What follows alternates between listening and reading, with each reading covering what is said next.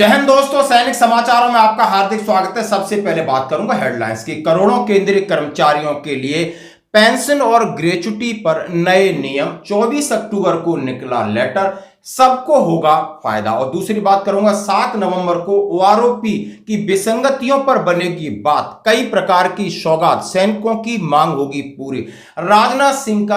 रक्षा मंत्री राजनाथ सिंह का सैनिकों के लिए खुली छूट, जैसा करेगा वैसा भरेगा, उड़ा दिया पूरा महल। और दोस्तों, 2 सैनिक अलग अलग जगह पर हुई उनकी मौत, आखिर कैसे? तो खबरें करते विस्तार से। सबसे पहले मैं बात करूंगा पेंशन और ग्रेच्युटी के ऊपर। हाँ जी दोस्तों, जैसा हम सभी को मालूम है कि हम रिटायरमेंट होते समय, यानी जो हमें पैसा मिलता है, मंथली पेंशन मिलती है, ग्रेच्युटी अमाउंट मिलता है, यदि ये पैसा सर्विस रहते हुए आपको शुरू हो जाए, सर्विस के रहते हुए आपको पीपीओ जारी हो जाए, तो कितनी बड़ी बात है। हाँ जी दोस्तों, और इसी के ऊपर एक एडवाइजरी निकली, यानी 24 अक्टूबर को, यानी department of pension and pension welfare, उन्होंने इस बात को समझा है कि पेंशन, जब किसी भी विभाग से कोई व्यक्ति रिटायर्ड हो जाता है तो उसकी कोई पूछताछ नहीं होती, उसको बहुत सारी परेशानियां का सामना उठाना पड़ता है। इसलिए ये नए नियम बिल्कुल दोस्तों 1 नवंबर से लागू। इन नए नियमों में क्या क्या चीजें पहले करनी है जो अभी होती थी, सारा विवरण मैं आपके सामने पेश करूंगा।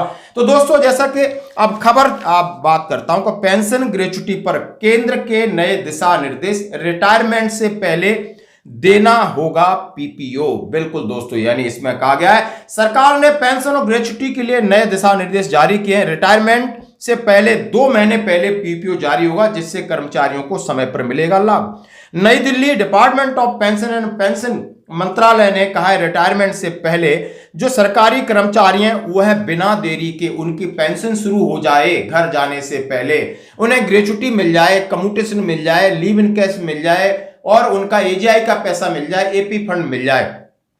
ये उन्होंने कहा यदि बंदा एसओएस 1 तारीख को होता है तो उनके खाते में ये पैसा आ जाना चाहिए। ये सरकार ने दिशा निर्देश कंसर्न विभाग को दिए। और उसके लिए क्या तरीका बनाया, ये तरीका भी आपको सुनना होगा। हाँ जी दोस्तों, कर्मचारियों को कोई किसी प्रकार की पेंशन में परेशानी न हो, ग्रेच्युटी में परेशानी न हो, इसके लिए 25 अक्टूबर 2024 को नए दिशा निर्देशानुसार रिटायरमेंट की लिस्ट तैयार की जाएगी। पेंशन भुगतान का आदेश पीपीओ जारी करने तक समय पर प्रक्रिया आवश्यक है, इसके लिए सीमा का पालन करना चाहिए। विभाग द्वारा रिटायरमेंट होने वाले कर्मचारियों की पेंशन, ग्रेच्युटी और अन्य लाभ पाने में इससे मदद मिलेगी। तो दोस्तों, मैं बात कर रहा हूं कि यदि आपके डॉक्यूमेंट पेंशन विभाग में चले जाते हैं, यदि आप फौजी हैं तो आपके रिकॉर्ड में डॉक्यूमेंट चले जाते हैं और रिकॉर्ड से पीओआर होते हुए पीसीडीए में चले जाते हैं, इसलिए 6 महीने पहले प्रोसेस होता है। अब पीसीडीए में के लिए पीसीडीए क्या तैयार करेगा, इसके लिए 25 अक्टूबर को लेटर है। उन्होंने कहा है कि यानी इसीलिए कि हर 15 तारीख को अगले 15 महीने तक जो रिटायरमेंट जाने वाले हैं, चाहे वो प्रीमेचर हैं चाहे कलर सर्विस है, उनकी लिस्ट पहले मांगी जाएगी रिकॉर्ड से। दोस्तों बिल्कुल रिकॉर्ड से 15 महीने पहले, ध्यान रखना होगा, अब 6 महीने पहले नहीं, 15 तारीख महीने की, उससे 15 महीने पहले हर महीने ये प्रक्रिया चलेगी और वो लिस्ट जाएगी और आप कुछ डॉक्यूमेंट वहां पर चले जाएंगे, जिससे आपका पीपीओ तैयार होगा। और पीपीओ तैयार होता है तो पीपीओ में क्या होता है, पीपीओ में होता है मंथली पेंशन, पीपीओ में होता है आपकी ग्रेच्युटी, पीपीओ में होता है आपका कम्यूटेशन, आपकी डिसेबिलिटी पेंशन और आपकी फैमिली डिटेल्स। उसके बाद क्या कार्रवाई होगी, जरा इनसे इन्होंने कहा है कि डीओपीपी ने इस परेशानी को समझा कि रिटायरमेंट के बाद उसे किसी प्रकार की परेशानी न उठाना पड़े, कंसर्न विभाग को सारे लेटर और दिशा निर्देश जारी कर दिए जाएं। यदि वो पेंशन जा रहा है तो उसको एजीआई का पैसा मिले, चाहे एपी फंड का मिले, लीव इन कैश का मिले, सारी प्रक्रिया पेंशन डॉक्यूमेंट का पहले ये सर्कुलेट हो जाना, हर एक विभाग को इंटीमेट कर देना कि यदि बंदा 1 तारीख को बिल्कुल पेंशनर हो गया, सिविलियन हो गया या वो पेंशनर बन जाता है तो उसके खाते में पूरा अमाउंट क्रेडिट हो जाना चाहिए और उसकी पेंशन उसी दिन से शुरू हो जाना चाहिए। इसके ऊपर कड़ा कदम department of pension and pension welfare, यानी हमारा पेंशन मंत्रालय, उसने उठाया है। इसके लिए प्रॉपर हर एक विभाग को लेटर जारी किया गया, हर एक को दिशा निर्देश जारी किए गए। उन्होंने कहा समय पर पेंशन का भुगतान सुनिश्चित करना डीओपीपी का काम है। नए नियम के अनुसार जो हेड ऑफ द डिपार्टमेंट की जिम्मेदारी है कि वो लिस्ट तैयार करें, यानी नेक्स्ट 15 मंथ का पूरा डॉक्यूमेंट, किसी प्रकार की ऑब्जर्वेशन, और 2 महीने पहले पीपीओ जारी होगा। यानी 2 महीने पहले इंडिविजुअल को पता चल जाएगा कि अब हमारे पास इतना पैसा है। तो दोस्तों मैं एक अलग वीडियो बनाऊंगा कि आपको क्या क्या मिलेगा और क्या क्या एरियर मिलता है, किस किस चीज का रिवीजन पेंशन के बाद होता है। ये वीडियो आज आपको मिलेगा, संडे है, जरूर देखना। तो दोस्तों ये थी बड़ी खबर और ये है खुशखबरी, हर जगह इसको प्रमुखता मिली है दोस्तों। अब मैं बात करूंगा बड़ी 7 नवंबर। हाँ जी दोस्तों, जैसा हम सभी जानते हैं बिल्कुल एमओडी ने बड़ा स्टेप लिया है कि 1 रैंक 1 पेंशन के 10 साल पूरे होने पर उन्होंने एक सेलिब्रेशन की तैयारी की। और सेलिब्रेशन का मकसद सिर्फ पता है कि उन्होंने एक अवेयरनेस क्रिएट की कि 1 रैंक 1 पेंशन एक बहुत बड़ा मुद्दा था, जो कि वर्तमान सरकार ने इसको सैनिकों के लिए एक सौगात दी है। दोस्तों इसमें जो कार्यक्रम में जो शामिल होंगे, उन्होंने कहा है कि आपके राज्य सैनिक बोर्ड के जो डायरेक्टर्स हैं, एक्स सर्विसमैन हैं, पूरे देश के शामिल होंगे। 7 नवंबर को माननीय प्रधानमंत्री जी होंगे और इसकी बात की जा रही है कि जो भी विसंगतियां हैं, जो भी हमारे पॉइंट हैं, उस फोरम, उस प्लेटफॉर्म पर रखे जाएंगे। क्या हमारा मिनिमम और मैक्सिमम का एवरेज से बात बनेगी या हमें मैक्सिमम पर मिलेगी, या जो अभी समान रैंक को समान, बहुत सारी विसंगतियां आप देख सकते हो। उन्होंने कहा कि 2006 से पहले वालों को एमएससीपी का फायदा नहीं। इस प्रकार से अभी भी 1 रैंक 1 पेंशन में बहुत सारी खामियां आप देख सकते हो। ऑनरी रैंक की बहुत सारी चीजें फंस गई। इन सब चीजों को लेकर के सैनिक संगठन अपनी पूरी योजना बना रहे हैं और क्या सौगात मिलेगी इसके बारे में बात करूंगा। आपका आई कार्ड है जो पीवीसी कार्ड के रूप में एक मिलेगा, और आपके लिए सबसे बड़ी चीज है सैनिक निगम हर एक राज्य में होंगे। ये बहुत बड़ी बात है।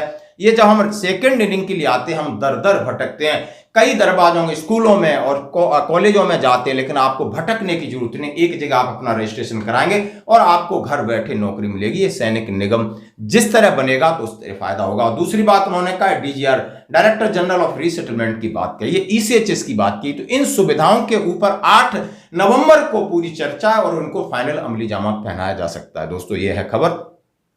अब बढ़ते हैं एक और बड़ी खबर। हाँ, माननीय रक्षा मंत्री जी ने कहा है कि सेना को पूरी खुली छूट है। एक्सेस का प्रश्न नहीं है।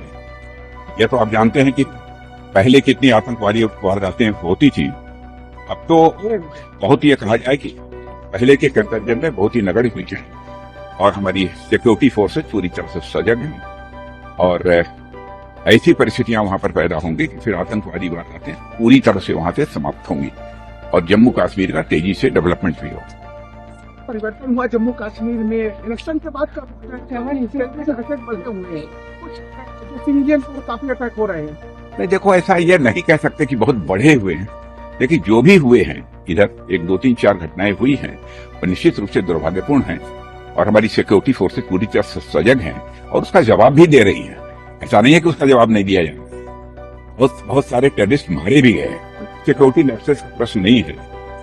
यह तो आप जानते हैं कि पहले कितनी आतंकवादी वारदातें होती थी। अब तो बहुत ही कहा जाए कि अब पहले के कंपेरिजन में बहुत ही नगड़ी हुई है और हमारी सिक्योरिटी फोर्सेज पूरी तरह से सजग हैं और ऐसी परिस्थितियां वहां पर पैदा होंगी कि फिर आतंकवादी वारदातें पूरी तरह से वहां से समाप्त होंगी और जम्मू कश्मीर का तेजी से डेवलपमेंट भी होगा। परिवर्तन हुआ जम्मू कश्मीर में इलेक्शन के बाद का सिविलियन पर काफी अटैक हो रहे हैं। नहीं देखो, ऐसा ये नहीं कह सकते कि बहुत बढ़े हुए हैं, लेकिन जो भी हुए हैं इधर 1, 2, 3, 4 घटनाएं हुई हैं और निश्चित रूप से दुर्भाग्यपूर्ण हैं और हमारी सिक्योरिटी फोर्सेज पूरी तरह से सजग हैं।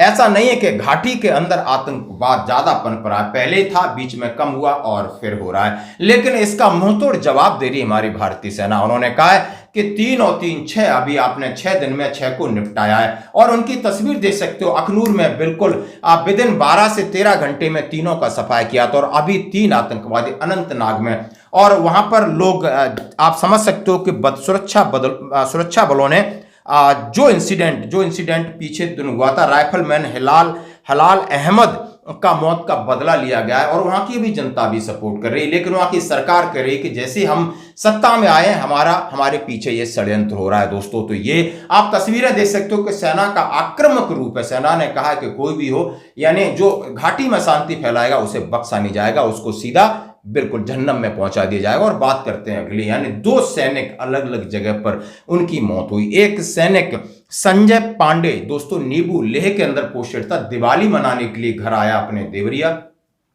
घर से दिवाली की शॉपिंग के लिए निकला दोस्तों। एक दिन पहले उसका एक्सीडेंट होगा। एक्सीडेंट होकर लखनऊ कमांड हॉस्पिटल में उसने दम तोड़ दी। यानी परिवार रो रहा है और बिलख रहा है। बड़े दिनों बाद तो छुट्टी मिली, छुट्टी आए घर दिवाली मनाने के लिए, लेकिन इसके बदले मिली उन्हें मौत। तो आप समझ सकते हो परिवार का क्या हाल है। और दूसरा, उधमपुर कमांड हॉस्पिटल के अंदर एक बाहर संतरी गार्ड पर थे मांटू कामटी, उनको कहीं गोली लग से उनकी एक मृत्यु हुई है। वो जांच चल रही है आखिर ये किस वजह से हुई। तो दोस्तों आज की खबरों में इतना ही, बने रहिए हमारे साथ।